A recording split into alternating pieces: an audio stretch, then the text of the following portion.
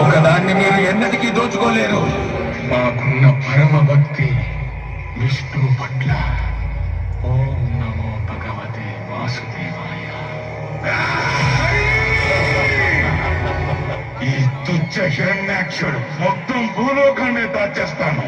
అప్పుడు వాడు బయటికి రావాల్సిందే.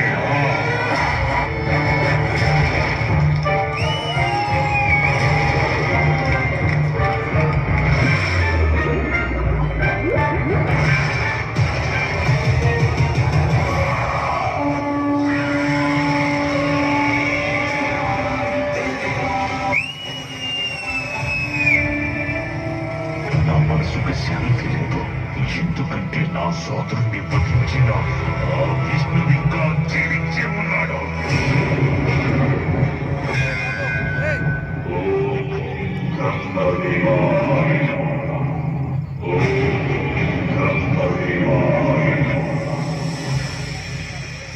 ఓ హిరణ్యకశప, నీ తపస్సు మెచ్చితి. నీకేవరం కావాలో కోరుకో. అన్నీ కావాలి. మీరు సృష్టించిన ఈ సృష్టిలో ఏ జీవి వల్ల నాకు మరణం సంభవించకుండా వరమివ్వండి.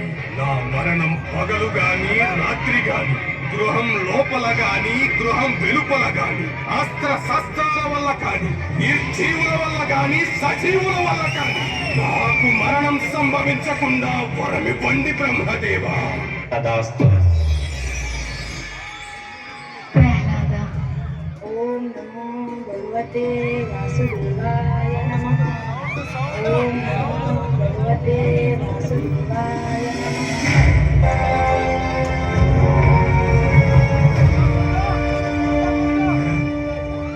నీచుడా, మతముడా, కులద్రోహి, అయ్యా ఈ తిరిగి పొంద విష్ణువును నేను వదిలిపెట్టను. తండ్రి గారు, నేను మిమ్మల్ని వేడుకుంటున్నాను. సర్వ జగత్తుకి తండ్రి అయిన నారాయణుడి గురించి ఇలా చెడుగా మాట్లాడకండి. ఓ, ఆ జగత్తుకు తండ్రిని తిరిగి నీకు బాధ కలుగుతుందా? మరి నీ కన్న తండ్రి అయిన నన్ను ఎప్పుడు ఎదిరిస్తూ అవమానిస్తూ ఉంటావుగా, అది నీకు తప్పనిపించదా? నా శత్రువైన విష్ణువు నీకు సర్వస్వమయ్యాడా? నేనేమి కానా? అలాంటిది ఏమీ లేదు తండ్రి. నాకు మీరంటే కూడా ఎంతో ప్రేమ. అలాగా? నాకలా అనిపించడం లేదు పుత్రా. ఇద్దరి మధ్య ఈ తండ్రి కొడుకుల సంబంధం కేవలం ఈ జన్మ వరకే.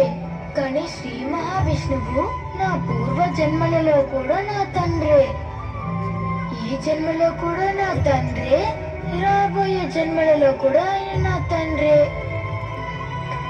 ఆయన నాకు మాత్రమే కాదు, ఆయన మీకు కూడా తండ్రే. ఆయన పరమపిత. మీరు ఆయనని శత్రువుగా భావించినా సరే, కానీ భగవంతునికి తన శత్రువు పట్ల ఉన్న ప్రేమ ఒక తల్లికి తన సంతానం మీదుండే ప్రేమ కంటే 1,000,000 రెట్లు ఎక్కువగా ఉంటుంది. జగత్తంతా ఈ హిరణ్యకశిపుని పాదాల చెంత శిరస్సు వంచుతుంది. ఆ బహురూపి మాయావి ప్రేమ ఎవరికి కావాలి? నీవా విష్ణువు తొత్తువే కదా, పిలువ అతన్ని. కనీసం నీవు పిలిచినప్పుడైనా అతను నా ముందుకు వస్తాడేమో చూద్దాం. ఈ రోజే తేలిపోవాలి.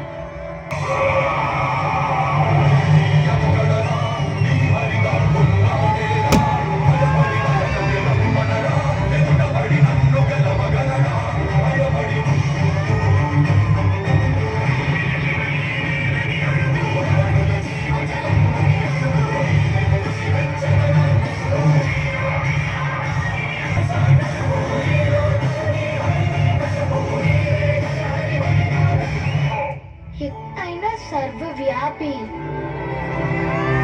ఆయనవి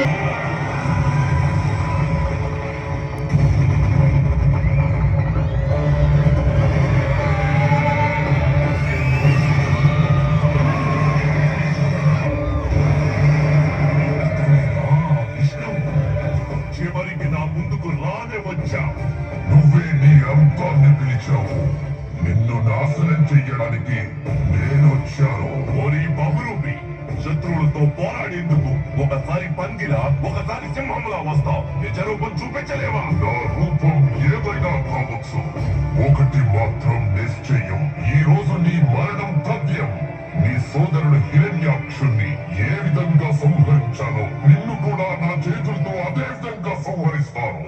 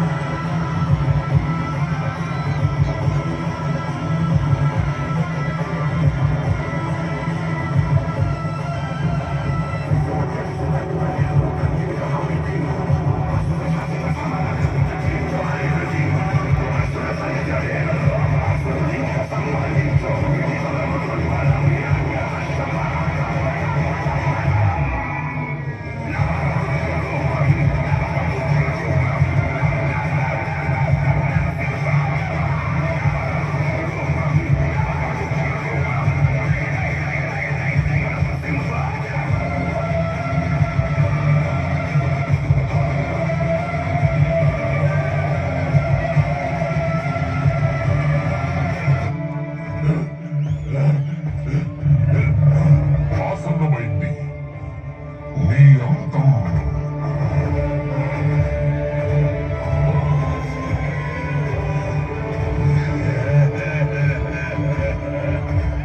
నా మృత్యు గృహం లోపల కానీ వెలుపల కానీ సంభవించదు.